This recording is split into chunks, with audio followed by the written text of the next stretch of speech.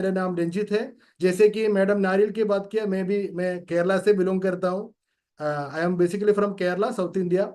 RCM business से आने से पहले मैं 15-16 साल में फार्मास्यूटिकल इंडस्ट्री में काम करता था। फार्मास्यूटिकल इंडस्ट्री मतलब आप लोगों ने सुना ही होगा, हमारा जो प्रेस्टिजियस प्रोडक्ट है न्यूट्रीचार्ज, उसका पेरेंट कंपनी जो है इप्का लेबोरेटरीज, उसी कंपनी में 10 साल से ज्यादा मैंने उस कंपनी में सर्विस दिया है। टोटल साउथ इंडिया का मैनेजर बन के मैंने काम किया था। उसके बाद जब मेरी शादी हो गई तो मैं अपने फैमिली को लेकर दुबई चला गया। वहाँ पे एक बहुत बढ़िया फार्मास्यूटिकल कंपनी था, एडवांस ग्रुप ऑफ कंपनीज। उस कंपनीज में मैंने टोटल एमिरेट्स का मैनेजर ऐसा बन के मैंने 6-7 साल वहाँ भी काम किया था। और उसी दौरान मुझे आरसीएम के बारे में पता चला और थोड़ा बहुत प्रेशर करके मुझे आरसीएम में लेकर आया था। एक्चुअली मेरे कहानी तो बहुत सारे लोगों ने सुना होगा, लेकिन मैं इस बार मैं थोड़ा कट शॉर्ट करके बताऊंगा। जब मैं दुबई में काम कर रहा था तो मैं फार्मास्यूटिकल इंडस्ट्री में था।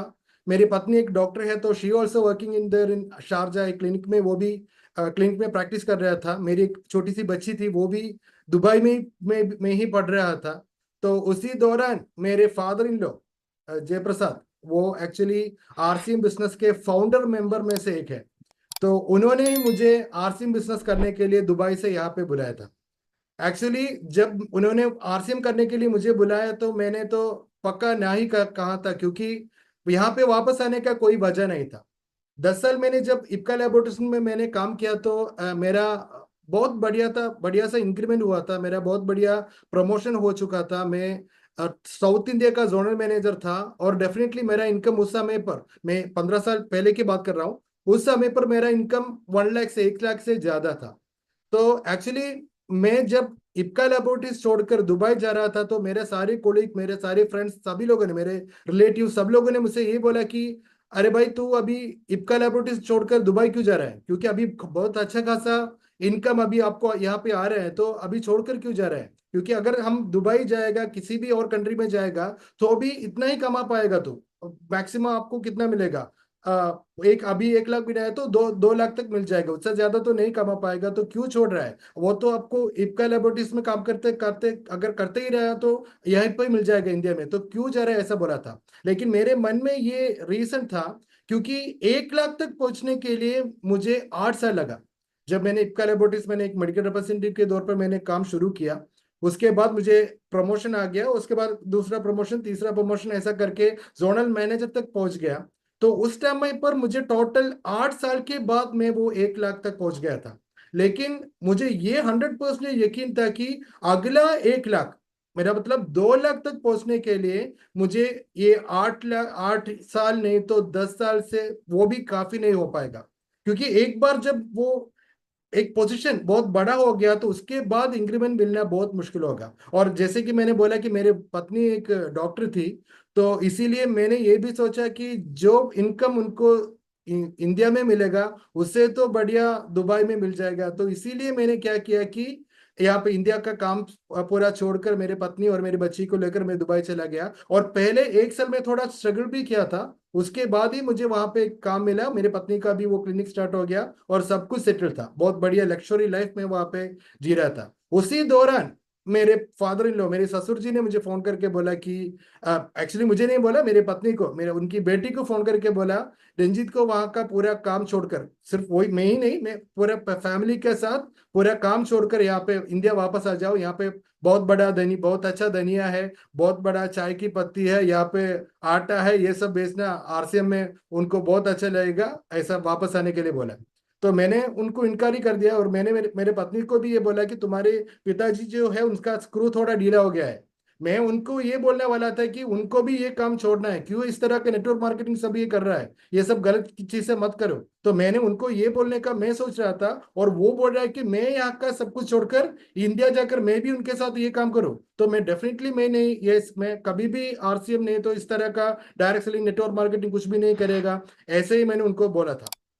लेकिन मेरा फादर इन लॉ जो है, वो आरसीएम का बहुत बढ़िया लीडर था, वो फॉलो अप करने में उस्ताद था। तो उन्होंने क्या किया कि 3 साल तक बढ़िया तरह से मेरा फॉलो अप कर दिया। वो मुझे प्रेशर डालता ही रहा, डालता ही रहा। तो ये जो प्रेशर जो है वो इतना ज्यादा बढ़ गया है कि मुझे लगा मेरा और मेरे ससुर जी का जो रिलेशन है उसमें भी थोड़ा थोड़ा प्रॉब्लम आ जाएगा आगे जाके। तो उसी दौरान वो 3 साल के बाद एक्चुअली मैं अपना दूसरे बच्चे का, I was planning for my, we were planning for my our second delivery. हमारा दूसरे बच्चे की हम लोग प्लान कर रहे थे, तो मैंने पहले से ही मैंने सोच रखा था कि सेकंड डिलीवरी जब होगा तो बीवी को वापस इंडिया भेज देगा, तो मैंने सोचा था। तो मैंने सोचा कि यही मौका है, this is the right time to, मेरा ससुर जी के आंखों में धूल झोंकने का इससे बढ़िया टाइम नहीं रहेगा। तो मैंने क्या कर दिया कि मेरे ससुर जी को बोला, मैं यहाँ पर आपने जैसे बोला, मैंने यहाँ का पूरा काम छोड़कर मैं वापस आ रहा हूँ, अभी मेरा पूरा जिम्मा आपके सर पे है। अभी मुझे एक अचीवर बनाना, मुझे जो इनकम मुझे वहां पे मिल रहा था, उनको पता है कि ऑलमोस्ट 5 लाख के करीबन मेरा इनकम था। तो वो इनकम अभी आपको क्या करना होगा, इंडिया में आरसीएम से आपको लेकर आना पड़ेगा, तो पूरा जिम्मा आपको उठाना होगा। इस तरह डरा धमका के मैंने क्या किया, मैंने 6 महीने का छुट्टी मेरे कंपनी से लिया और इंडिया वापस आ गया। तो क्या है कि मैंने पहले जैसे बोला कि इप्का लैबोरेटरीज छोड़कर, इंडिया में ये छोड़कर दुबई जाने का मेरा एक वजह था, लेकिन वहां से, दुबई से इतना अच्छा एक क्या बोलते हैं, एक लग्जरी लाइफ छोड़कर इस तरह का, क्योंकि मेरा 15 साल का फार्मास्यूटिकल का जो मेरा जो तजुर्बा था वो पूरा छोड़कर मुझे क्या करना पड़ेगा, यहाँ पे एक नया इंडस्ट्री में मुझे काम शुरू करना पड़ेगा। तो इसीलिए मुझे 100% कोई भी वजह नहीं था वो काम छोड़कर आरसीएम में करने का। तो इसीलिए मैं सिर्फ मेरा इंटेंशन तो सिर्फ यही था कि 2-3 महीने में मेरे ससुर जी मुझसे बोलेगा, अरे भाई आप कुछ भी मत करो, आपसे ये काम नहीं हो पाएगा, आप वापस दुबई चले जाओ। ये उन्हीं के मुंह से सुनने के लिए मैं यहाँ पे आया था। लेकिन ये जो 6 महीने था ना, 6 महीने में छुट्टी लेकर यहाँ पे आ गया और मैंने आरसीएम में काम शुरू किया। ये 6 महीने में मुझे आरसीएम में कंटिन्यू करने का वजह मिल गया। इस इन्हीं 6 महीने में मुझे ये बात पता चल गया कि अभी आने वाले जो कल है, इंडिया का जो फ्यूचर है, इसका सबसे बड़ा इंडस्ट्री डायरेक्ट सेलिंग बिजनेस होने वाला है। और जो आरसीएम बिजनेस है, जब इंडिया का सबसे बढ़िया इंडस्ट्री डायरेक्ट सेलिंग होगा तो सबसे ज्यादा contribution, more than 90% of the contribution will be from the one and only company, that will be RCM. ये बात में यहाँ पे आने की, ये जो 6 महीना था, इसी 6 महीने में मेरे मन में ये बात घुस गया। एक्चुअली यहाँ पे आने के बाद मैंने क्या किया कि बहुत सारी, क्योंकि कंफ्यूजन में था कि यहाँ पे कंटिन्यू करूँ नहीं, तो यहाँ पे कंटिन्यू करना मेरे लिए तो बहुत रिस्की था, क्योंकि मैं तो डायरेक्ट सेलिंग के बारे में कुछ भी नहीं जानता था। मैं तो फार्मास्यूटिकल की इंडस्ट्री में मेरा करियर मेरा था, तो फार्मास्यूटिकल अगर कंपनी अगर चालू करना तो मैं कतई कर लेता, लेकिन यहाँ पे डायरेक्ट सेलिंग करना तो मैं कुछ भी नहीं जानता था, तो it's a very risky decision. तो मैंने जितना भी जो डाटा से, मेरा मतलब जितना भी बुक्स है, जितना भी वीडियो से, जितना भी डाटा डायरेक्ट सेलिंग के बारे में मुझे मार्केट से मिलेगा, मैं वो पूरा का पूरा मैंने पढ़ लिया। ये जब मैंने इतना ज्यादा रिसर्च इसके बारे में किया, तो सिर्फ एक ही चीज मुझे सामने आ गया कि अभी डायरेक्ट सेलिंग इंडस्ट्री यहाँ पे इंडिया में शुरू ही नहीं हुआ है। अभी डायरेक्ट सेलिंग इंडस्ट्री इंडिया में शुरू होने वाला है, और the best growth the company which is doing is RCM business. अभी आने वाले कल में इतना अच्छा कंपनी, इतना अच्छा प्रोडक्ट वाले कंपनी, इतना अच्छा सिस्टम वाले कंपनी अभी कहीं पे भी नहीं मिलेगा। ये बात मुझे 100% जब पता चल गया, तो मैंने डिसीजन ले लिया कि अभी मैं वापस नहीं जाने वाला हूं, अभी इसी इंडस्ट्री में मैं कंटिन्यू करने वाला हूं। तो एक्चुअली ये जो चीजें जो है, मैंने पहले से ही कहा कि बहुत सारे लोग हैं जो कुछ काम ना करने की वजह ढूंढते हैं। मैंने जब दुबई से इंडिया वापस आ गया, तो मैंने काम करने का वजह ही ढूंढा, काम ना करने की वजह नहीं ढूंढा। एक्चुअली अगर मैंने ये सोचा कि मुझे ये काम कतई नहीं करना है, मुझे सिर्फ वापस ही जाना है, अगर मैंने ऐसा सोच लिया होता, तो कभी भी मैं आरसीएम बिजनेस में ज्वाइन भी नहीं करता। और आपके सामने अभी जो मैं बात कर रहा हूँ, एक राइसिंग कोर लीडर के तौर पर मैं आपसे बात भी नहीं करता। लेकिन उस टाइम पे मैंने ये सोचा कि अगर करना है तो उसका वजह क्या है, तो मैंने वो वजह ढूंढ लिया, इसीलिए आरसीए में आज एक राइसिंग कोर लीडर बनकर मैं आपसे बात कर रहा था। मुझे ये भी पता था क्योंकि मैं ऑलरेडी एक फार्मास्यूटिकल इंडस्ट्री में बहुत बढ़िया एक इनकम मुझे ऑलरेडी आया था। तो उतना ज्यादा इनकम में पहुंचने के लिए मुझे टाइम लगेगा, क्योंकि ऑलरेडी अगर एक बंदे को 5 लाख मिल रहा है और वो दम से जाकर अभी 2 लाख नहीं तो 1 लाख 1.5 लाख इसी तरह का एक प्लेटफॉर्म में आकर गिर जाएगा तो बहुत बड़ा प्रॉब्लम हो जाएगा, क्योंकि उसका जो टोटल रोटेशन है उसको खराब हो जाएगा। तो मुझे पता था कि इस इंडस्ट्री में सक्सेस मिलने के लिए टाइम लगेगा, लेकिन सक्सेस का मैंने वेट नहीं किया। मैं सक्सेस मिलने के लिए जितना भी प्लेटफॉर्म मुझे यूज करना था वो सारे प्लेटफॉर्म मैंने यूज किया जैसे कि जितना भी टूल्स था मैंने वो यूज कर दिया, जितना भी मेरा अपने लीडर्स था उन लोगों को मैंने यूज कर लिया। तो जितना भी यहाँ पे मुझे मिला वो सारे लोगों को मैंने इत्मीनान से यूज किया, तो इसीलिए मेरा अचीवमेंट भी बहुत फास्ट आ गया। मुझे अभी भी याद है, मुझे मैं जब यहाँ पे वापस आ गया और हमारा जो डायमंड सुरेंद्र भट्ट सर है, सुरेंद्र भट्ट जी ने मुझे बोला कि आप मुझे थोड़ा टिप दे दीजिए, क्योंकि मैंने बहुत सारे लोगों को देखा है लेकिन इतना फास्टली अचीवमेंट पे आप जैसे आगे, उसका क्या रीजन है? आप कैसे आगे इतने इतने फास्टली? क्योंकि बहुत सारे लोग इसी तरह पकड़ के इस बिजनेस में आए हैं, बहुत सारे लोग अपने बच्चों को इस बिजनेस में लेकर आते हैं, लेकिन वो सब लोग यहाँ पे टिक नहीं पाता है। लेकिन आप जो यहाँ पे आ गया तो अभी सारे लीडर्स का भी रिकग्निशन आपको मिल रहा है। जहां पे आप जाता है वहां उस एरिया में थोड़ा बिजनेस ज्यादा होता है। जब मैं यहाँ पे बिजनेस स्टार्ट किया, मैं केरला से बिलोंग करता हूँ, तो मेरा पावर सेट केरला में है और मेरा एक साइड तमिलनाडु में भी है। तो तमिलनाडु का बिजनेस थोड़ा खराब था उस टाइम पे, और जब मैंने काम करना शुरू किया तो तमिलनाडु का बिजनेस इतना आगे आ गया कि एक एक झटके में मैं रूबी पिन अचीवर बन गया। तो इसीलिए डायमंड सुरेंद्र भट्ट जी ने भी बोला कि आपका टिप क्या है, कि आपने कैसे किया है।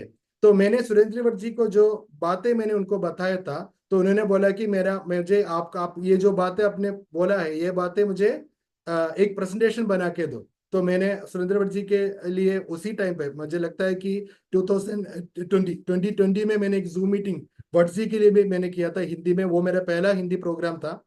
तो मैं वही प्रेजेंटेशन आप लोगों के सामने आज रखना चाहता हूँ। तो व्हाट इज योर वाई? आपका वाई क्या है? मैंने जैसे आप लोगों से बोला कि मैं इस बिजनेस में जब मैं यहाँ पे आया था तो मुझे कोई रीजन नहीं था कि दुबई का जो काम है वो सब छोड़कर यहाँ पे मेरा बिजनेस में शुरू करे, डायरेक्ट सेलिंग इंडस्ट्री में मैं अपना काम शुरू करे। मुझे ऐसा कोई वजह नहीं था। तो मैं आप लोगों से पूछ रहा हूँ कि आप लोगों के वजह क्या थे? इस बिजनेस में जब मैं आया तो उसके बाद ही मैं इस बिजनेस के बारे में पढ़ा। मैं जब दुबई में था तो एक बार भी आरसीएम के राइस ब्रान ऑयल यूज नहीं किया। मैंने न्यूट्रीचार्ज का कोई भी प्रोडक्ट मैंने यूज नहीं किया। आरसीएम का धनिया नहीं यूज नहीं किया, आरसीएम का टी नहीं पिया। ऐसा कोई भी प्रोडक्ट मैंने यूज नहीं किया था। मैं ये सब कुछ दुबई छोड़कर इधर आने के बाद, दुबई छोड़कर इंडिया आने के बाद ही मैंने यूज किया। उसके बाद के जो कॉन्फिडेंस जो मुझे मिला, उसी के बाद मैंने आरसीएम बिजनेस शुरू किया था। तो मैं आप लोगों से पूछ रहा हूँ, व्हाट इज योर वाई? आप लोग आरसीएम क्यों कर रहे हैं इस डायरेक्ट सेलिंग इंडस्ट्री में? आप लोग क्या देकर, आपको क्या करना चाहिए इस इंडस्ट्री में? आपको, आपका वजह क्या होना चाहिए? वही मैं आप लोगों से जुट मैं पूछना चाहता हूं। तो नॉर्मली अगर आप लोग देखेगा तो reason to do direct selling, एक डायरेक्ट सेलिंग करने का वजह अगर हम लोग देखेंगे तो बहुत सारे वजह है। एक प्रायोरिटाइजेशन मैट्रिक्स अगर हम लोग बनाएंगे तो आप लोग देख सकते हैं कि इस डायरेक्ट सेलिंग इंडस्ट्री में मैक्सिमम लोग क्या देख रहे आते हैं? मैक्सिमम लोग इस डायरेक्ट सेलिंग इंडस्ट्री में मेकिंग मनी, बहुत सारा पैसा मिलेगा ये सोचकर ये डायरेक्ट सेलिंग इंडस्ट्री में मैक्सिमम लोग आते हैं, क्योंकि सब लोग यही सोचते हैं कि डायरेक्ट सेलिंग इंडस्ट्री में ज्यादा काम नहीं करना पड़ेगा। अगर हम लोगों ने एक बार आईडी ले लिया, एक बार दो दो चाय की पत्ती एक कॉफी पाउडर में हम लोगों ने परचेस कर लिया तो लाखों रुपया मेरे अकाउंट में आ जाएंगे। इस तरह गलत गलत माइंडसेट के साथ बहुत सारे लोग इस बिजनेस में आते हैं। और कुछ लोग ऐसे भी आते हैं कि हम लोग डायरेक्ट सेलिंग इंडस्ट्री में नहीं तो आरसी में मैं काम करूंगा और काम करने के बाद बहुत सारे इनकम मैं कमाऊंगा, ऐसा सोच के भी लोग आते हैं। तो मनी मेकिंग, मनी पैसे के लिए इस बिजनेस में आने वाले लोग बहुत है। दूसरा चीज क्या है? रिकग्निशन। हम लोग क्या करते हैं कि एक नए बंदे को एक सेलिब्रेशन प्रोग्राम में हम लोग लेकर जाते हैं, और वो सेलिब्रेशन प्रोग्राम में जो लोग माला पहनाते हैं, जो उन लोगों को हम लोग रिकग्निशन करते हैं, सब लोग उनके लिए ताली बजाता है। ये सब देखकर बहुत सारे लोग कहते हैं कि हाँ अच्छा, तो इतना बड़ा रिकग्निशन मिलेगा इसमें, तो ठीक है, तो मुझे मुझे भी ये रिकग्निशन चाहिए। तो इसीलिए मैं आरसीएम बिजनेस करने वाले हो, इस तरह बोल के, नहीं तो डायरेक्ट सेलिंग में आ जाऊंगा, ऐसा बोलकर भी बहुत सारे लोग, वो भी बहुत हाई है। और तीसरी चीज है हेल्थ। हेल्थ हम लोग कैसे बोल सकते हैं कि ज्यादा लोग हेल्थ के लिए हम लोग डायरेक्ट सेलिंग इंडस्ट्री में नहीं आते, क्योंकि हेल्थ के लिए हमको बिजनेस करना जरूरी नहीं है। हेल्थ के लिए हमको क्या चाहिए, बहुत अच्छा हेल्थी प्रोडक्ट हम लोगों को लेना है। तो यहाँ पे अब सिर्फ आरसीएम बिजनेस में ही थोड़ा डिफरेंस है, क्योंकि आरसीएम बिजनेस में बहुत सारे लोग ऐसे हैं जो इनका आरसीएम का प्रोडक्ट देकर इस बिजनेस में आता है, उसके बाद बिजनेस शुरू करता है। लेकिन जब हम लोग डायरेक्ट सेलिंग इंडस्ट्री के बारे में बोलेंगे तो इतना ज्यादा लोग हमको नहीं मिलेगा जो लोग हेल्थ के लिए डायरेक्ट सेलिंग इंडस्ट्री में आया है। तो हम लोग क्या बोलेंगे, मीडियम लोग, मीडियम हम लोग, हाई प्रायोरिटी भी नहीं है, बहुत लो भी नहीं है, मीडियम हम लोग बोल सकते हैं। और चौथी चीज क्या है, नो इन्वेस्टमेंट बिजनेस। ये भी बहुत बहुत बहुत लो है। लो इन्वेस्टमेंट, नो इन्वेस्टमेंट बिजनेस बोलकर कोई भी यहाँ इस बिजनेस में काम नहीं करते। अगर ऐसा लोग काम करेगा तो इंडिया का पूरा का 140 करोड़ का जो पॉपुलेशन है, वो सारे लोग डायरेक्ट सेलिंग में होते हैं। क्योंकि ये जो नो इन्वेस्टमेंट का जो क्राइटेरिया है वो तो सबके लिए एक ही है। तो सब लोगों को आरसीएम ज्वाइन करना चाहिए ना, लेकिन क्यों ज्वाइन नहीं कर रहे हैं, क्योंकि वो इतना बड़ा इंटरेस्टिंग चीज नहीं है जो नो इन्वेस्टमेंट है तो इस बिजनेस कर हम लोग बिजनेस करेंगे, ऐसा लोग नहीं सोचे, तो वो उसके लिए भी बहुत कम ही लोग आता है। और पांचवी चीज है passive income. Yes, passive income के बारे में जब हम लोग बात करेंगे तो हम लोग देखेगा बहुत सारे लोग पैसिव इनकम के लिए इस बिजनेस में आएंगे। जब हम लोग डायरेक्ट सेलिंग इंडस्ट्री के बारे में, आरसीएम बिजनेस के बारे में लोगों से हम लोग बात करते हैं तो हम लोग पैसिव इनकम के बारे में भी बात करते हैं। अगर आप है, आप नहीं रहे तो भी आपके अकाउंट में इनकम आता ही रहेगा। तो अगर आप एक्टिव नहीं है, ये जो जो सिक्योरिटी आरसीएम बिजनेस से जो मिलेगा, नहीं तो इस डायरेक्ट सेलिंग इंडस्ट्री से जो आपको मिलेगा, इसके बारे में जब हम लोग बात करेंगे तो बहुत सारे लोग क्या करेंगे, हाँ अगर ऐसा है, अगर मैं नहीं रहेगा तो भी सिक्योरिटी मेरे फैमिली को मिलेगा, तो जरूर मुझे ये काम करना है, ऐसा सोचकर बहुत सारे, वेरी हाई, बहुत सारे लोग डायरेक्ट सेलिंग इंडस्ट्री में, नहीं तो आरसी में आता है।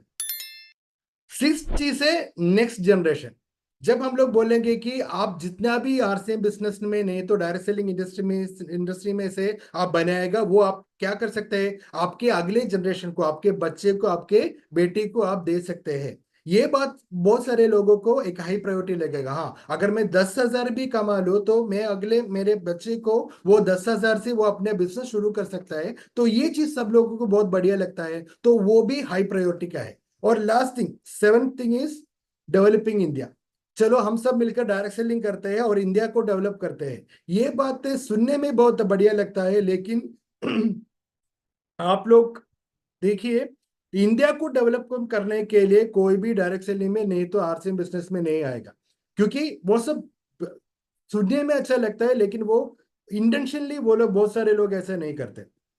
तो जो हाई प्रायोरिटी चीजें हैं, making money, recognition, passive income, next generation, ये सारी चीजें जो है, ये सारी चीजें आपको कब मिलेंगे, ये सारी चीजें आपको तभी मिलेंगे जब एक बढ़िया सा नेटवर्क, एक बढ़िया सा टीम आप क्रिएट करें। बाकी सब चीजें, बाकी हेल्थ के लिए आपको टीम क्रिएट करने की जरूरत नहीं है, नो इन्वेस्टमेंट बिजनेस के लिए आपको टीम क्रिएट करने के लिए जरूरत नहीं है, इंडिया को डेवलप करने के लिए, इंडियन प्रोडक्ट आप यूज करें, आपको टीम क्रिएट करने के लिए जरूरत नहीं है। लेकिन जितना भी डायरेक्ट सेलिंग इंडस्ट्री का जो प्रायोरिटी है, जितना भी चीजें डायरेक्ट सेलिंग इंडस्ट्री में सब लोग मांगते हैं, ये मुझे ये चाहिए, ऐसा जो लोग चाहते हैं, वो सारे चीज अगर आपको मिलना है तो आपको क्या करना पड़ेगा, एक बढ़िया सा टीम आपको बनाना पड़ेगा। So that will should be your reason. इस बिजनेस में अगर आपको रहना है, अगर आपको ये सब चीजें अगर आपको मिलना है, तो आपको क्या करना पड़ेगा, आपको एक बढ़िया सा एक नेटवर्क क्रिएट करना पड़ेगा। इसीलिए मैं बोलता हूं कि डोंट वर्क फॉर मनी। आप पैसे के लिए काम मत कीजिए, work to create a network. बढ़िया नेटवर्क क्रिएट करने के लिए, एक एक automatic income generating system create करने के लिए आप आरसीएम बिजनेस कीजिए, डायरेक्ट सेलिंग कीजिए। क्योंकि अभी हम सब लोग जानते हैं कि जब भी हमारा जो स्टेटमेंट, मंथली स्टेटमेंट हमारा एप्लीकेशन में आता है, तो सब लोग पहले क्या देखते हैं कि हाँ मुझे कितना पैसा आ गया। सब लोग सबसे नीचे जाकर हम लोग ये देखते हैं कि हम, मुझे इस महीने कितना पैसा आ गया, देखता है। एक्चुअली आप लोगों को वो नहीं देखना है, आपको ये देखना है कि मैंने कितना बड़ा नेटवर्क बनाया है। अगर आपको 1 लाख रुपया पर महीने आपको चाहिए तो 1 लाख तक जाने के लिए मैंने कितना बड़ा नेटवर्क बनाया है। नहीं तो मैं अभी 1 लाख पर महीना आने के लिए कितना गैप रहा है मुझे, कितने लोगों को अभी आगे से जुड़ना पड़ेगा, कितने लोगों को परचेस करवाना पड़ेगा, कितने लोगों तक मुझे आरसीएम लेकर जाना पड़ेगा, इसके बारे में हम लोगों को सोचना होगा। Don't go and check the money, check how many members you have joint, कितने लोगों तक आपने आरसीएम पहुंचाया है। ये बात आपको सोचना होगा। इस बिजनेस में, इस इंडस्ट्री में अगर आपको 100% सक्सेसफुल होना है तो आपको सही तरीके आपको इस्तेमाल करना पड़ेगा। If you are doing it in a right way, definitely you are going to get the right thing. अगर आप सही से आप करेगा तो ऑटोमेटिकली सही चीजें आपको मिल जाएंगे। एक्चुअली मैं दुबई से यहाँ पे वापस आ गया था, तो एक्चुअली मैंने इसी चीज नहीं चुना। हम सब लोग क्या करते हैं कि हम लोग इसी चीजें चुनते हैं। अभी जैसे बोलेगी तो हम लोग को अगर मुंबई से, हमारे धारावी से अगर हम लोगों को हमारा पास के कुछ एक 10 किलोमीटर 20 किलोमीटर आपको जाना है, तो आप कौन सा गाड़ी यूज करेंगे? आप बाइक यूज करेंगे, नहीं तो एक कार यूज करेंगे। बाइक और कार से आपको काम चल देगा, क्योंकि आपको पता है कि 10-20 किलोमीटर ही है। अगर आपको मुंबई से अगर आपको यहाँ पे केरला आने का है, तो आपको पता है कि 1000 से ज्यादा किलोमीटर ट्रैवल करना है, तो आप बाइक पे चले जाएंगे क्या? नहीं, क्योंकि आपके पास तो बाइक है, लेकिन आपको बाइक चलाना भी आता है, लेकिन आप बाइक से नहीं जाएंगे। आप क्या करेंगे? आप एक ट्रेन पकड़ेंगे, नहीं तो फ्लाइट पकड़ेंगे। वो इजी नहीं है।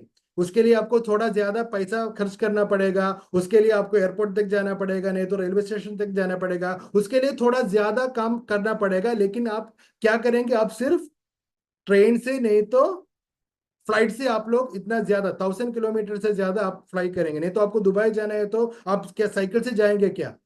एक्चुअली इसी तो साइकिल ही है, क्योंकि आपके घर में ही साइकिल है, आपको साइकिल चलाना भी जानता है। अब तो फ्लाइट चलाना तो आपको नहीं जानता, और साइकिल में जाने में इतना पैसा भी नहीं होता।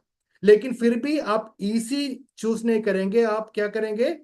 आप राइट थिंग चूज करेंगे, क्योंकि आपके पास उतना समय नहीं है। तो इस बिजनेस में भी अगर आपको बड़ा मुकाम हासिल करना है, बहुत बड़ी तरह का सक्सेस आपको अचीव करना है, तो आपको राइट चीजें करना होगा। इस बिजनेस में मैंने, जैसे कि मैंने पहले बोला कि बहुत सारे लोग ये पूछते हैं कि इस बिजनेस में इतना इजी मैंने अचीवमेंट कैसे हासिल किया, इतना बढ़िया टीम मैंने कैसे बिल्ड किया, ये सब बहुत सारे लोग सोचते हैं। तो एक्चुअली मेरा सिर्फ एक ही जवाब है। मैं इस बिजनेस में जब मैं यहाँ पे आया था, तो मुझे डायरेक्ट सेलिंग के बारे में पता नहीं था, मुझे नेटवर्क मार्केटिंग के बारे में पता नहीं था, तो इसीलिए मैं इस बिजनेस में सक्सेसफुल हो गया। अगर मुझे इसके बारे में ज्यादा पता होता तो मैं इतना ज्यादा काम नहीं करता। मेरा एक्सपीरियंस कहाँ पे था? मैं पहले एक कंपनी में जॉब कर रहा था, तो ऑटोमेटिकली मेरा 15 साल का जो एक्सपीरियंस है वो जॉब का एक्सपीरियंस है। तो मैंने क्या किया? मैं जब डायरेक्ट सेलिंग में आ गया, आरसीएम में आ गया, इस इंडस्ट्री में आ गया, तो मैंने क्या किया कि मैंने आरसीएम एक जॉब की तरह किया। क्योंकि मुझे आरसीएम आता नहीं था, मुझे डायरेक्ट सेलिंग आता नहीं था, नेटवर्क मार्केटिंग का जो क्राइटेरिया है इनके बारे में बिल्कुल मुझे पता नहीं था। तो मैंने ये जो चीज है, मैंने जो डायरेक्ट सेलिंग जो इंडस्ट्री है, इसमें आने के बाद मैंने पूरा का पूरा जो मैंने पहले मैं जो कॉर्पोरेट कंपनी में मैं काम क्या करता था, उस टाइम पे मैंने जो किया, वही मैंने क्या यहाँ पे डुप्लीकेशन कर दिया। वो क्या क्या चीजें हैं हम लोग एक बार देखते हैं। Job versus RCM. जॉब में मैं क्या करता था, और आरसीएम में आने के बाद मैंने क्या क्या किया। तो सबसे पहले चीज है फिक्स्ड वर्किंग आवर्स। जब मैं दुबई में काम करता था, तो उस टाइम पे मेरा फिक्स्ड वर्किंग आवर्स होता था। हर दिन मुझे सुबह 8 बजे पंचिंग करना है। वो 8 बजे से लेकर 15 मिनट का टाइम है। तो उस 15 मिनट के अंदर हम लोगों ने पंचिंग नहीं किया तो एक दिन का सैलरी काट देगा। तो सारे दिन हमको क्या करना होगा? सुबह सुबह 8 बजे हम लोगों को ऑफिस पहुंचना होगा और पंचिंग करना होगा। और अप टू 6 o'clock, 6 बजे तक हम लोगों का काम भी चलता है। वो थोड़े दिन हम लोग क्या करेंगे, थोड़ा ज्यादा भी काम करते हैं कुछ एक्स्ट्रा मनी के लिए, लेकिन फिर भी जो टाइमिंग है, फिक्स्ड वर्किंग आवर्स है, जो 8 बजे से लेकर 6 बजे तक का जो टाइम है, जितना 8 8 9 घंटा का जो टाइम है, वो 8 घंटा मैंने वो वहां पे काम किया था। तो मैंने आरसी में जब यहाँ पे आ गया तो मैंने क्या किया कि इसी तरह का फिक्स्ड वर्किंग आवर्स में मैंने काम कर दिया। जैसे कोई भी हो, जैसे भी हो, 6 घंटे से कम में आरसीएम डेफिनेटली मैं करता था जब मैं यहाँ पे आ गया। मिनिमम 6 घंटे, वो 12 घंटे तक जाता था, लेकिन मिनिमम 6 घंटे में आरसीएम करता था, क्योंकि मैं ये नहीं जानता था कि आरसीएम ने तो डायरेक्ट सेलिंग इंडस्ट्री एक फ्रीडम बिजनेस है। इसमें अगर चाहे तो मैं एक दिन काम नहीं भी करेगा तो भी प्रॉब्लम नहीं है, ये मुझे किसी ने बताया नहीं था। तो मैंने मैंने ये सोचा कि जॉब की तरह मुझे हर दिन ये आरसीएम करना होगा। तो इसीलिए मैंने क्या किया कि ये जो डायरेक्ट सेलिंग का ये जो फिक्स्ड वर्किंग आवर्स का जो नो है, वो मैंने यस कर दिया। मैं हर दिन आरसीएम करता था, क्योंकि मैंने ये सोचा कि अगर मैं आरसी में एक दिन नहीं करेगा तो मेरा एक दिन का सैलरी कट हो जाएगा, एक दिन का पेमेंट मुझे नहीं मिलेगा, तो मुझे काम करना ही है, क्योंकि बहुत बड़ा इनकम है दुबई पे छोड़कर मैं यहाँ पे आकर आरसीएम कर रहा था। तो डेफिनेटली आई नीड मनी, मुझे पैसा की जरूरत था, क्योंकि जितना पैसा वहां पे मुझे मिल रहा था उससे कम पैसे में मैं आरसीएम यहाँ पे शुरू किया था। तो मैंने ये सोचा कि काम कर, अगर हर दिन काम नहीं करेगा तो पैसे नहीं मिलेगा, तो इसीलिए फिक्सड वर्किंग आवर्स मैंने लिया। वो पहले चीज। दूसरी चीज है रिजल्ट ओरिएंटेड वर्क। जब भी हम लोग, मैं दुबई में जब काम करते थे तो हम लोगों को असाइंड वर्कशीट होता था। मुझे लिस्ट भेजा जाता था कि आज कितने डॉक्टर्स को मिलना है, कितने लोगों से क्या क्या बातें करना है, कौन सा प्रोडक्ट का प्रमोशन करना है, कितने सीएमएस डॉक्टर को ऑफर करना है, और सीएमएस के लिए कितना फ्लाइट टिकट मुझे बुक करना है। ये सारी चीजें मुझे प्री प्लान्ड होता था। तो वही चीजें मुझे करने का इनकम भी मिलता था। अगर मैं सिर्फ, मैंने अगर एक दिन का काम अ, जैसे कि अगर मैंने एक डॉक्टर को मिला और उसके बाद मैंने बाकी डॉक्टर्स को नहीं मिला, नहीं तो मेरे कस्टमर्स के साथ जो भी काम जो था वो काम मैंने नहीं किया, तो मुझे कोई भी इनकम नहीं मिलता था। तो जो भी काम करता था तो वेल प्लान्ड रिजल्ट ओरिएंटेड काम ही मैं करता था। लेकिन जब मैंने आरसीएम में आया तो मैंने देखा कि बहुत सारे लोग ऐसे करता है कि सुबह से लेकर शाम तक वो लोग एक पिकअप सेंटर नहीं तो वंडरबेड में बैठता है, और वहां के पिकअप सेंटर ओनर से बोलता है कि अरे भाई आरसीएम का जो राइस ब्रान ऑयल है वो बहुत बढ़िया है। तो वो पिकअप सेंटर ओनर वापस बोलता है कि अरे राइस ब्रान ऑयल ही क्या, न्यूट्रीचार्ज तो उससे भी बढ़िया है। तो ये दोनों क्या करते हैं कि आपस में आरसीएम के बारे में बहुत बढ़िया बढ़िया बात करता है, और इवनिंग तक बात करके उनके बाद वो वापस घर जाता है। और किसी ने पूछा कि आपने क्या किया आज, तो बोलता है मैंने पूरा का पूरा दिन आरसीएम कर दिया। लेकिन उसमें क्या रिजल्ट आया, जैसे हम लोग आपस में आरसीएम के बारे में बात करने से हमको कोई भी पीवी इंक्रीमेंट नहीं आने वाला है, हमारा पिन लेवल चेंज नहीं आने वाला है। हमको किनके साथ बात करना पड़ेगा, जो नए बंदे हैं, जो लोग आरसीएम के बारे में नहीं जानते, उन लोगों को हमको आरसीएम के बारे में बताना है। लेकिन बहुत सारे लोग रिसर्च ओरिएंटेड काम नहीं करते, सिर्फ सेल्फ सेटिस्फैक्शन के लिए क्या करते हैं, आरसीएम के बारे में बात करते हैं, सुबह से लेकर रात तक बात करते हैं, सालों साल आसिम के बारे में बात करते हैं, लेकिन उन लोगों को पीवी जनरेट नहीं होता।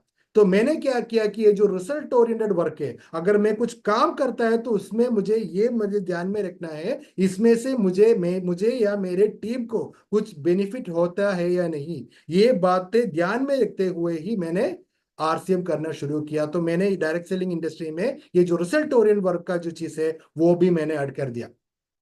तीसरी चीज है पंचुअलिटी। जब भी मैं वहां पे दुबई में मैं था, तो वहां पे जब मैं डॉक्टर्स के साथ अपॉइंटमेंट लेता था तो it is very important to keep punctuality, क्योंकि अगर 1 या 2 मिनट के भी जो डिफरेंस में वो अपॉइंटमेंट मुझसे छीन लेगा और किसी और को दे देगा। तो आधे घंटे पहले मैं वहां पे डॉक्टर्स को मिलने के लिए मैं पहुंच जाता था।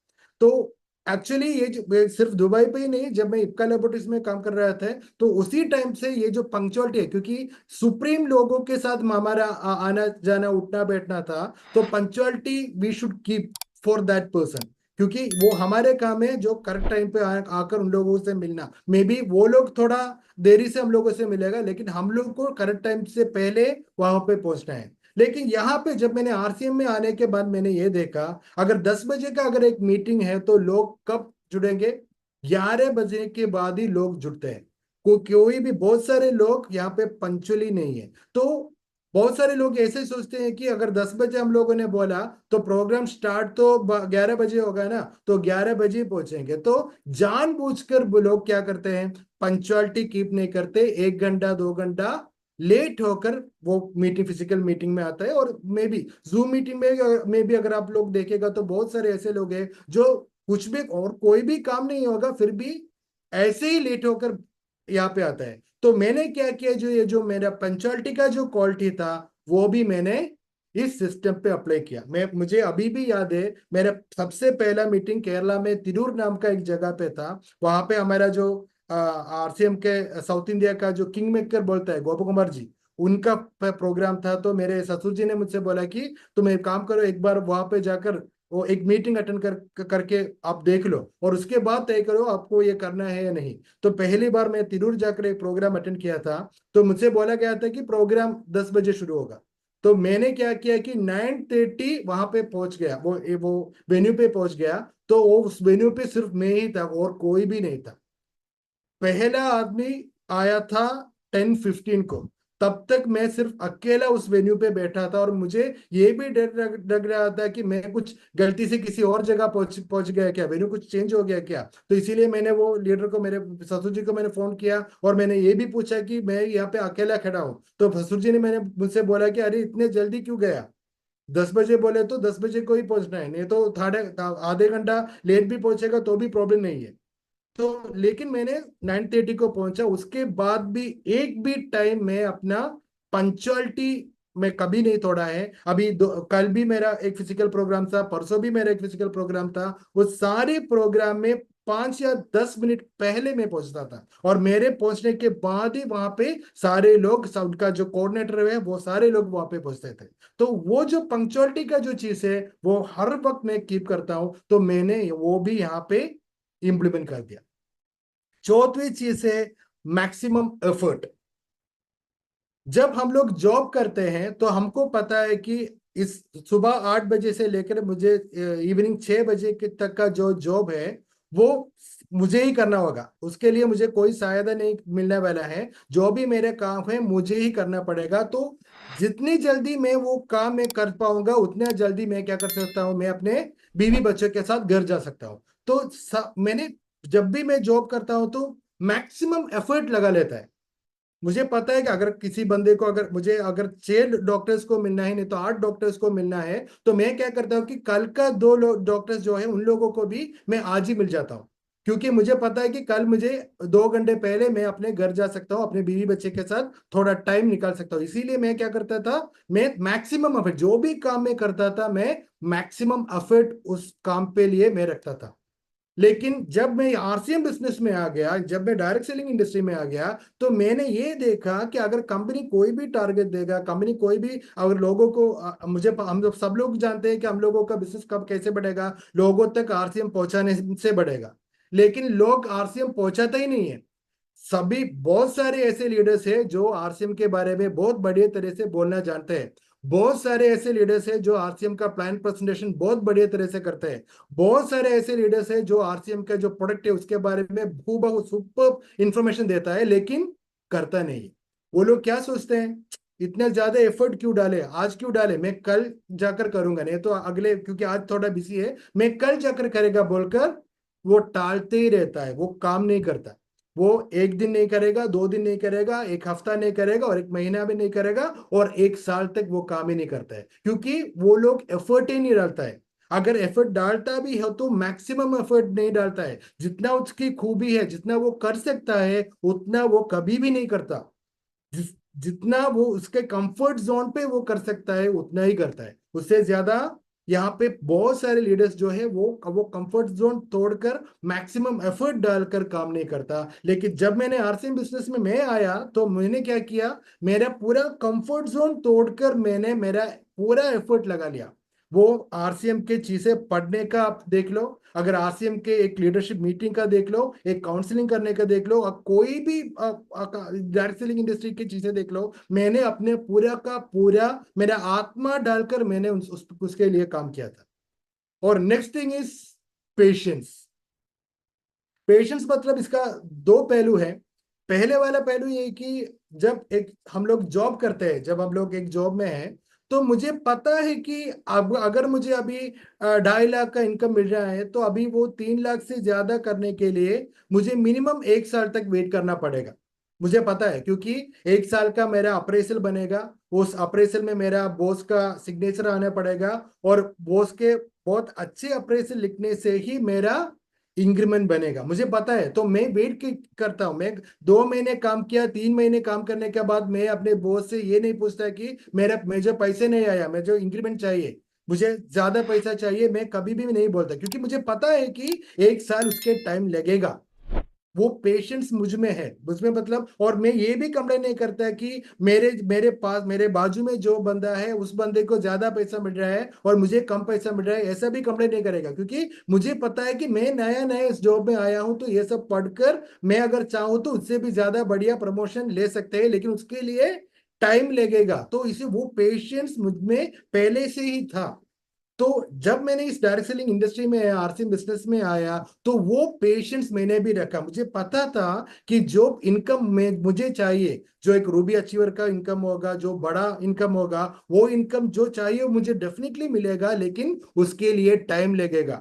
मुझे पहले अपने आप को प्रूव करना पड़ेगा सिस्टम में, उसके बाद ही वो मिलेगा। वो मुझे पता था, और उसके लिए मैं पेशेंट के साथ मैंने वेट किया। लेकिन जब मैंने आरसीएम बिजनेस में आया, तो यहाँ पे लोगों को ये पेशेंस ही नहीं है।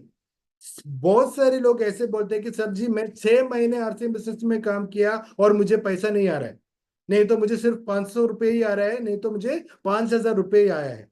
ऐसा उन लोगों को पेशेंस नहीं है। बहुत सारे लोग ऐसे कि वो लोग बोलते हैं कि मैंने बहुत सारे एफर्ट डाल दिया सर जी, लेकिन एफर्ट डालने के बाद भी मुझे पैसा नहीं आया, मेरा पिन लेवल उतना बढ़िया चेंज नहीं हुआ। अगर आप लोग बढ़िया तरह से काम करेंगे, तो एक ना एक दिन आपका, बिल्कुल आपका इनकम भी बढ़ेगा, पिन लेवल भी चेंज होएगा जाएगा, क्योंकि this is a proven system. जैसे हमारे जो प्लान है, जैसे हमारा जो सिस्टम है, उसमें जितना पीवी लेकर आने के लिए हम लोग बोलते हैं, उतना पीवी जब आप लेकर आएगा तो ऑटोमेटिकली आपको वो इनकम मिल जाएगा।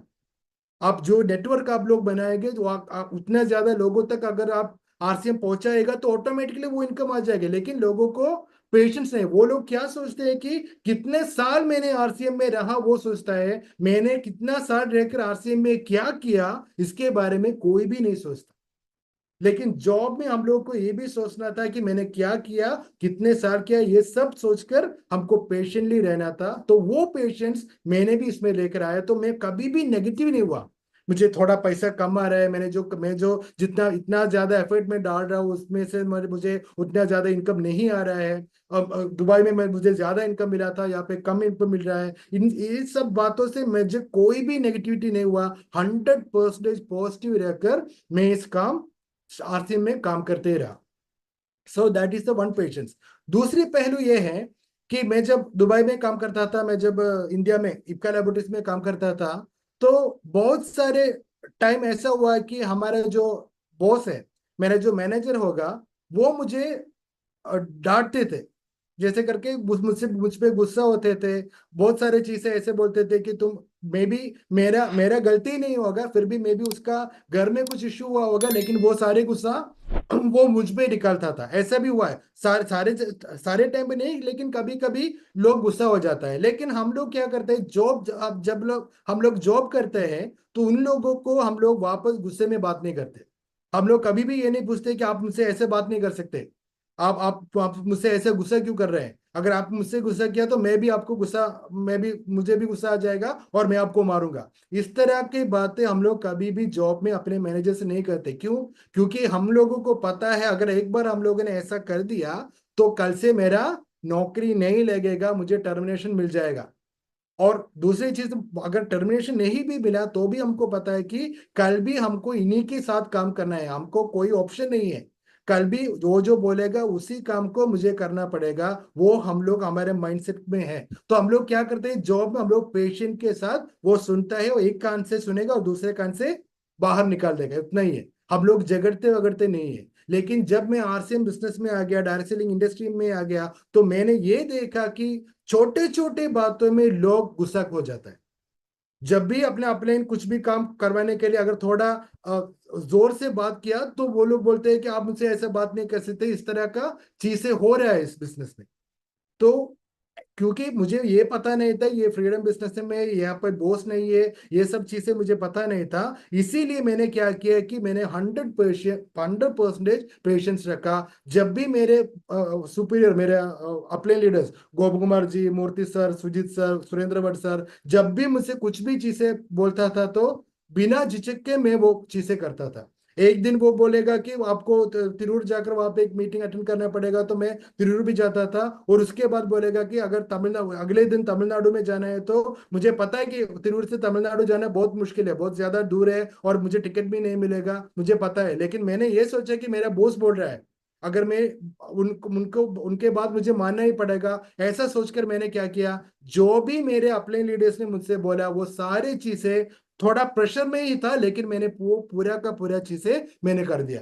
जब भी वो बोलते थे कि आपको एक जूम मीटिंग करना है, नहीं तो आपको एक फिजिकल मीटिंग आपको बुलाना है, नहीं तो आपको फोन में इतने लोगों को फोन कर कर इस टारगेट के बारे में बताना है, तो बहुत सारे लोग नहीं करते लेकिन मैंने तो 100% किया। क्योंकि मैं इस जॉब इंडस्ट्री से आया था, तो मैंने ये सोचा कि जब अपना अपने लीडर्स, मेरा मैनेजर जो बोलेगा मुझे वो करना पड़ेगा।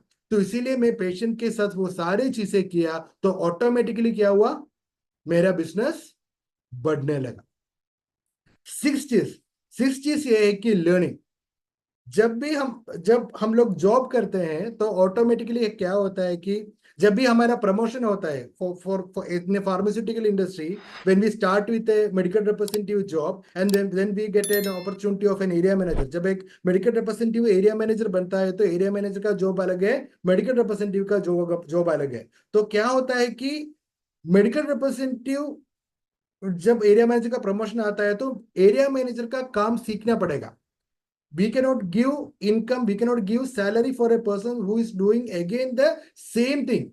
वही चीजें जो पहले वो किया था वही चीजें दोहराने दोहराने पे ज्यादा इनकम नहीं मिलेगा। तो जब भी हमको प्रमोशन मिलता था, जब भी हम लोग एलिवेटेड होता था, जब भी हमको ज्यादा अच्छी तरह का खास टाइप का जो मैनेजमेंट पोजीशन मिलता था, तो उसके बारे में हमको पढ़ना पड़ता था और वही चीजें हमको करना है। जब वो चीजें करेगा तो ही हमको वो इनकम मिलेगा। 5,000 रुपए में अगर हम लोग मैंने शुरू किया है, तो जब मैं 1 लाख तक जाएगा तो 1 लाख के लिए 5,000 का काम नहीं होगा। 5,000 का काम करेगा तो 1 लाख रुपए नहीं मिलेगा, हमको 1 लाख रुपए के लिए 1 लाख का काम करना पड़ेगा। तो इसीलिए जब जॉब में था, तो जब भी मेरा प्रमोशन होता था तो उसके बारे में 100% मैं पढ़ने के बाद उसके वो काम करता था। तो मैंने क्या किया कि जब मैंने आरसीएम बिजनेस में आ गया, तो यहाँ पर भी मैंने वही किया। बहुत सारी चीजें मैंने पढ़ना शुरू कर दिया। पढ़ना शुरू कर दिया मतलब सिर्फ ऐसे ही नहीं, मैं रात को सोता ही नहीं था। रात को पूरा का पूरा मैं रट्टा मारता था, मैं पूरा का पूरा पढ़ता था। मेरे पूरे जितना भी डायरेक्ट सेलिंग इंडस्ट्री के बारे में जो बुक्स था वो सारे बुक्स मैंने खरीद लिया, वो मैंने पढ़ लिया। जितना भी डायरेक्ट सेलिंग इंडस्ट्री के बारे में हिंदी में जो वीडियो थे, मलयालम में जो वीडियो थे, तमिल में जो वीडियो थे, वो इंग्लिश में जो वीडियो थे, सारे वीडियोस मैंने देख लिया। ये क्योंकि मुझे पता था कि मैं जब इस इंडस्ट्री में आने वाला हूँ, एक एक कॉर्पोरेट सेगमेंट से आकर, एक मुझे जिसके बारे में मुझे कुछ भी पता नहीं है, तो पढ़ने के बाद ही मैं इस इंडस्ट्री में आगे आगे जा सकता हूँ। इस बिजनेस में आने के बाद मैंने सारे के सारे जितना भी आरसीएम के प्रोडक्ट है उसके बारे में बहुत सारी जानकारी मैंने हासिल की। सिर्फ आरसीएम के अंदर से ही नहीं, मैंने बाहर से भी बहुत सारे लोगों से मिला। मैंने यूट्यूब सर्च किया और उसमें भी मैंने देखा कि क्या क्या जो जो चीजें हैं। अगर एक एक प्रोडक्ट अगर हम लोग देखेगा तो बहुत सारे ऐसे इंफॉर्मेशन है जो अभी हम लोग, ज्यादातर लोग नहीं बोलते। वो सारी चीजें मैंने पढ़ ली और मैंने लोगों तक पहुंचाया भी। तो इसी तरह मैंने क्या किया कि लर्निंग स्टार्ट कर दिया। लेकिन जब आरसीएम बिजनेस में आता है तो मैंने देखा है कि बहुत सारे लोग ऐसे हैं जो वाइटल लेवल पे है, जो स्टार लेवल पे आता है तो भी वाइटल लेवल में जो काम किया है वही काम कंटिन्यू करता है। वो स्टार जब रॉयल्टी में जाता है तो भी वो वाइटल लेवल में जो काम किया था वो ही कंटिन्यू करता है। वो रॉयल्टी अचीवर अगर टेक्निकल हो गया तो भी क्या करता है, वो वाइटल लेवल का ही काम करता है। और उससे ज्यादा तो वो लोग जा भी नहीं पाएगा, क्योंकि उनका काम करने का जो तरीका है वो लोग बदल नहीं रहा था। तो हम लोगों को भी क्या करना होगा, जब भी हम लोग अपना पिन लेवल, अगर मुझे अभी अभी मैं राइजिंग कोऑर्डिनेटर रूबी अचीवर हूं, अगर मैं स्टार रूबी पिन पर जाने का मैं कोशिश कर रहा हूं, तो अभी से मुझे जो स्टार रूबी करता है वो काम हमको मुझे अभी स्टार्ट करना पड़ेगा। जब मैं स्टार रूबी का काम करेगा तो ही मैं स्टार रूबी तक जाऊंगा। अगर मैं अभी भी स्टार एमराल्ड का काम करेगा तो मैं कभी भी रूबी पिन से आगे नहीं जा पाएगा।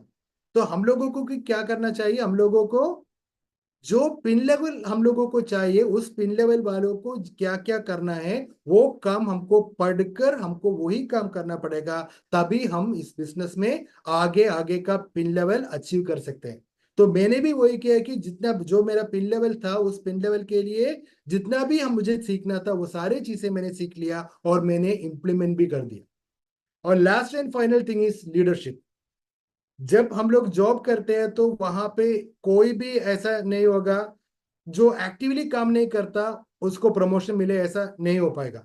हम लोग बॉस क्या देखते हैं जॉब में, जो एक्टिवली काम करता है, जो थोड़ा ज्यादा करता है। अगर 6 बजे तक का हमारा शेड्यूल है, टाइमिंग है, अगर कोई बंदा 7 बजे 8 बजे तक एक्स्ट्रा काम करता है तो उसको ही प्रमोशन मिलता है, क्योंकि वो बॉस देखता है कि हाँ ये बंदा थोड़ा ज्यादा काम कर रहा है, he is putting effort for, not only for him, for the company also, वो कंपनी के लिए काम कर रहा है। तो इसीलिए वो हम लोग क्या करेंगे, ऐसे लोगों को पकड़ कर हम लोग लीडरशिप में पहुंचाते हैं। तो कोई भी हम एक्स्ट्रा काम करते करने से ही हम लोगों को लीडरशिप मिलेगा, ये मुझे पहले से ही मैं जानता था। तो इसीलिए जब भी दुबई में जब काम कर क्या करता था, तो उस टाइम पे जब डॉक्टर सीएम इसके बारे में, मीटिंग्स के बारे में बोलते थे, तो दुबई में मैं जब मैं पहली बार गया तो मुझे वहां पे बारे में ज्यादा पता नहीं था। मुझे ये कैसा ऑर्गेनाइज करना है, क्या क्या ऑर्गेनाइज करना है, मुझे कुछ भी पता नहीं था। फिर भी मैं जब मैंने वहां पे काम शुरू किया, तो जब भी कोई भी सीएमई होता था, डॉक्टर्स प्रोग्राम होता था, तो उसके सबसे पहले वाला जो कोऑर्डिनेटर होगा वो मैं ही होगा। और सबसे लास्ट में जो कोऑर्डिनेशन करके जो वापस घर जाता था वो भी मैं ही होगा। मैं अपने बॉस को बोल देता हूँ कि सर जी आप घर जाइए, मैं कर देता हूँ, मुझे मुझे क्योंकि ये सब चीजें मैं कर लेता हूँ सर, कोई प्रॉब्लम नहीं है, इससे मुझे भी थोड़ा जानकारी मिल जाएगा, मुझे भी थोड़ा नॉलेज मिल जाएगा, तो आप जाइए, मैं कर लेता हूँ। इसी तरह मैंने अपने लीडरशिप उसी टाइम पे मैंने लिया था। तो मैंने क्या किया कि आरसीएम बिजनेस में आने के बाद उसी तरह मैंने अपने लीडरशिप क्वालिटी मैंने यहाँ पे यूज किया। मैं कभी भी डरता नहीं था कि लोगों से मुझे बात करना है, लोगों से मुझे, क्योंकि मैं दूसरे कॉर्पोरेट इंडस्ट्री में आया था, तो मैंने कभी भी माइक नहीं पकड़ा था, बहुत सारे लोगों के सामने मैंने बातें नहीं किया था। तो ये सब चीजें जो इस तरह का जो मोटिवेशनल प्रोग्राम्स है, उस प्रोग्राम्स में मैंने बातें नहीं किया था। तो ये सब चीजें मेरे लिए बिल्कुल नए थे। तो डेफिनेटली मुझे थोड़ा आ, वो फियर भी लगा होगा, थोड़ा बहुत मैं डरता भी था, लेकिन वो सारे डर मैंने अपने अंदर ही मैंने दबा लिया, और सारे ये जो डर है मैंने किसी को भी नहीं पे दिखाया, और बिना डरे मैं सभी लोगों से बात किया, बिना डरे मैंने अपने लोगों को काउंसलिंग दिया, जितना भी चीजें जो एक लीडर को करना था वो सारी चीजें मैंने बिना डरे किया, क्योंकि मैं जानता था अगर मुझे मेरे अपने लीडर्स, मेरे मूर्ति जी जो है, सुरेंद्र भट्ट जी जो है, हमारा जितना भी लीडर्स है, वो सुजीत सर जो है, इन लोगों को अगर मुझे दिखाई देना है तो मुझे कुछ एक्स्ट्रा एफर्ट करना पड़ेगा, क्योंकि वो लोग बहुत सीनियर है। वो सारे लोग इतना सीनियर है कि वो लोग एक झट से पहचान जाएंगे कि ये बंदा ये बिजनेस कर सकता है या नहीं, ये बंदा क्वालिटी वाला बंदा है या नहीं, वो पकड़ लेगा। तो मैंने ये सोचा कि उन लोगों को सामने मुझे प्रूव करके दिखाना है कि yes I have the leadership quality. लेकिन जब मैं आरसीएम बिजनेस में यहाँ पे आया तो मैंने ये देखा कि बहुत सारे लोग लीडरशिप उठाता ही नहीं है। अगर एक मीटिंग कंडक्ट करना है तो रॉयल्टी क्या बोलते हैं कि वो तो टेक्निकल का काम है, टेक्निकल लोगों को करने दो, मैं क्यों उसका मैं उसको ये क्यों मैं दिमाग में लेकर मैं क्यों घूमूं। अगर लोगों को बुलाना है तो टेक्निकल अचीवर को मीटिंग बुलाने को बोलो, वो मीटिंग में सब लोगों को बुलाएंगे, इस तरह बोलते हैं। टेक्निकल अचीवर क्या बोलते हैं, टेक्निकल अचीवर मतलब एक पर्ल अचीवर नहीं तो शार्प अचीवर बोलते हैं कि एमराल्ड को आने दो, अभी उनका काम है, एमराल्ड को करने दो। इसी तरह यहाँ का जितना भी काम है वो सब लोग क्या करते हैं, वो रेस्पॉन्सिबिलिटी नहीं देता, वो किसी और के सर पर रेस्पॉन्सिबिलिटी बांध देता है, और उन लोगों को बोलता है कि आप ये करो, ये आपका रिस्पॉन्सिबिलिटी है, आपको करना चाहिए। अगर हम लोग अपने रिस्पॉन्सिबिलिटी किसी और को देगा तो हमारा जो लीडरशिप क्वालिटी है वो कैसे इंप्रूव होगा? डेफिनेटली ये लीडरशिप जो क्वालिटी है वो हमको हमको ही वो उकसाना पड़ेगा, हमको ही मुझे हम लोगों को दिखाना पड़ेगा, हमको ही वो लीडरशिप क्वालिटी इंप्रूव करके अपने नेक्स्ट पिन लेवल तक लेकर जाना पड़ेगा। तो इसीलिए ये जो 7 चीजें हैं, और भी बहुत सारी चीजें हैं, वो सारी चीजें अभी मैं डिस्कस नहीं करना चाहते, लेकिन मैं ये बोल रहा हूँ कि अगर ये जो 7 चीजें हैं, ये चीजें अगर आप लोगों ने 100% एटलीस्ट फॉर 1 ईयर, 1 साल तक अगर आपने कंटिन्यूअसली कर दिया, तो ऑटोमेटिकली मैं बोल देता हूँ, जैसे कि मैडम ने, वंदे मैडम ने पहले बोला था कि मैं ऐसा टिप देने वाला हूँ कि कोर लीडरशिप तक क्यों जल्दी कैसे जा सकता है। मैं कंफर्मली बोल देता हूं। डेफिनेटली अगर आप इसी तरह का फिक्स्ड वर्किंग आवर्स, आपको हर दिन आरसीएम बिजनेस करना होगा, उसके लिए आपको फिक्स्ड वर्किंग आवर्स आपको रखना होगा, कितने घंटे में आरसीएम करेंगे ही करेंगे। अगर कुछ भी हो, अगर वो earthquake आ गया, कुछ भी आ गया, कोई प्रॉब्लम नहीं है, लेकिन इतना घंटा मैं आरसीएम करने ही वाला हूँ, इस तरह का डिसीजन हमको लेना पड़ेगा। जो भी काम आप करता है तो उसको आपको देखना पड़ेगा कि इसमें से मेरे मुझे या मेरी टीम को कोई बेनिफिट होता है क्या नहीं, मेरे टीम का कोई पीवी बढ़ता है क्या नहीं, मेरे टीम का कोई इनकम बढ़ता है क्या नहीं। सो रिजल्ट ओरिएंटेड काम ही करना होगा। जब भी आप कोई काम करता है तो आप सोचिए कि जो मैं काम में जो कर रहा हूँ, इससे मुझे कुछ बेनिफिट मिल रहा है, मुझे कुछ लर्निंग्स मिल रहा है, मैं ये सारी चीजें इंप्लीमेंट कर सकता हूँ, नहीं तो इससे मेरे टीम का कुछ बेनिफिट होगा। अगर बेनिफिट है तो ही कीजिए, नहीं तो वो काम मत कीजिए। आपको क्या करना होगा, आप अगर आप इस तरह का काम आप करता है तो आपको उस टाइम पे आपका फैमिली के साथ रहो, अपने बच्चों के साथ खेलो, नहीं तो रिजल्ट ओरिएंटेड काम ही करो। अगर आप 1 घंटा भी आरसीएम के अंदर है तो वो 1 घंटे में रिजल्ट आना चाहिए, उसी तरह का काम करो। अभी बहुत सारे चीजें कंपनी कंपनी ऑलरेडी अभी यूएलपी प्रोग्राम अभी कंपनी ऑर्गेनाइज कर रहा है, वीर वीरांगना क्लब है, निर्भया क्लब है, बहुत सारे क्लब है, ये सारे चीज को हमको प्रमोट करना होगा। इतना ज्यादा चीजें अभी हमारे पास है, वो सारी चीजें हम लोगों को इम्प्लीमेंट करके हम लोग अपना इनकम बढ़ा सकता है, अपना पीवी बढ़ा सकता है, नेटवर्क क्रिएट कर सकता है। तो रिजल्ट ओरिएंटेड काम कर दो। पंक्चुअलिटी हर वक्त का आपको कीप करना पड़ेगा, मैक्सिमम एफर्ट डालना पड़ेगा। ऐसे नहीं कि बाकी काम कल करते हैं, ऐसा सोचना नहीं है, जो काम आज करना है तो अभी करना है। तो इसी तरह मैक्सिमम एफर्ट डालकर आपको काम करना पड़ेगा, और पेशेंस के साथ काम करना पड़ेगा। अपने टीम लीडर्स के साथ झगड़ना वगड़ना ये सब आप सब छोड़ दो, आपको पेशेंस रखना पड़ेगा। लर्निंग, आपको जितना भी, अगर आप डायमंड हो तो भी आपको लर्निंग करना पड़ेगा, क्योंकि उसका भी आगे पिन है। अगर आप स्टार डायमंड हो तो भी आपको लर्निंग करना पड़ेगा, आपको सीखना पड़ेगा, क्योंकि उससे उसका भी आगे पिन आएगा। तो इसीलिए ये जो पढ़ने का जो चीज है, एजुकेशन का जो चीज है, वो कभी खत्म नहीं होने वाला है। तो आपको हर वक्त आपको नए नए चीजें पढ़ना पड़ेगा, और लीडरशिप आपको सेल्फ मोटिवेटेड होकर उठाना पड़ेगा। आपके अंदर का जो लीडर है उसको बाहर लेकर आना पड़ेगा। ये सब चीजें अगर 1 साल तक आपने कंटिन्यूस कर दिया तो automatically you will become a successful leader in RCM business. To change your life you have to change yourself. अगर आपको अपने पिन लेवल बदलना है, आपके जीवन बदलना है, कुछ भी चेंज लेकर आना है, तो पहले आपको क्या कर बदलना पड़ेगा, आपको अपने आप को बदलना पड़ेगा। To change yourself you have to change your mindset. और अपने आप को बदलने के लिए आपको क्या करना पड़ेगा, अपने माइंडसेट को चेंज करना पड़ेगा। जो भी चीजें अभी तक आपने किया है, अगर वही चीजें आप करते ही रहेगा तो आपको बिजनेस जैसे है वैसे ही रहेगा। आपको अगर ज्यादा बिजनेस लेकर आना है, ज्यादा इनकम जनरेट करना है, तो आपको क्या करना पड़ेगा, जो अभी तक आपने किया है वो सारे छोड़कर आपको एक नया बंदा बनकर, एक नया लीडर बनके अपना आपका काम शुरू करना पड़ेगा।